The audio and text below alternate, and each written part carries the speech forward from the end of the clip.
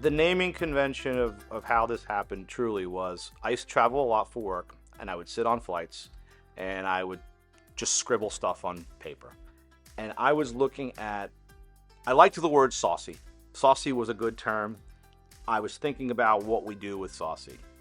And one day, I remember the notebook I was writing, and I thought about the Rascals, I thought about the Little Rascals, I thought about my kids, I thought about Saucy, and then I said, wait a minute, Saucy Rascals is it's got a really interesting sound to it.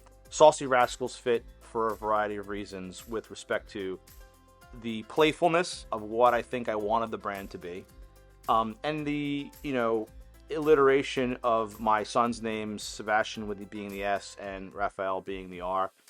And I think how the logo came about, I when they were five, they were about 6 and 8, I think, when we really got to that point. So I met with a designer. We talked about our brand and what our voice would be in that brand. And we went through a path of, here, that's 3 different ways you can approach this. What do you want to do? We fine tune it to this sort of a style and this sort of a voice.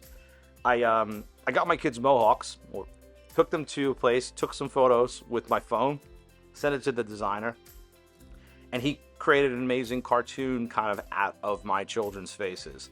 And they became the centerpiece of what the Saucy Rascals logo, embodies. And, it kind of evolved from there. And it's the more we looked at the label, the more we looked at the brand, it was approachable. It was family friendly.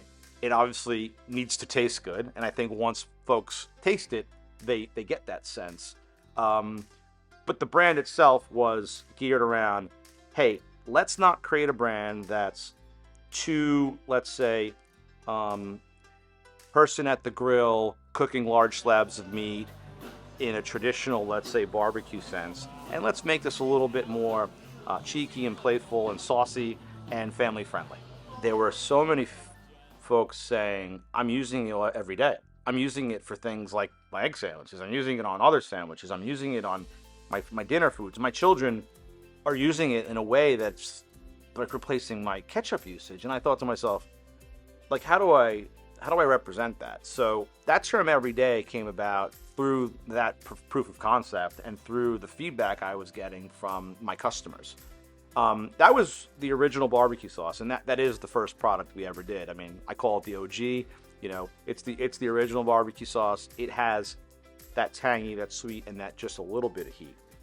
And I think over time, everyone's got a different palate, right? Some folks were saying, I wish you made a spicier one. So the logical next step was take base recipe, make a spicier version. And how do I do that? Well, I started evaluating peppers, and I started thinking, like, how do I do this right? I genuinely just added one kind of ingredient to my base, and I added Carolina Reaper. And Carolina Reaper, the pepper, it was the hottest pepper in the world when I was doing this. I think there's been some developments, and there's a new hybrid pepper that's a little hotter, but it's basically the hottest pepper in the world. Now, how do you not absolutely overpower a formula? You just don't use a ton of it, but you use enough to get that back end heat that I was looking for. That pepper in particular is, again, fruity, quite spicy, obviously, but very very flavorful. It's not a hit you in the face type of thing. And again, I'm not using such an amount that is meant to do that.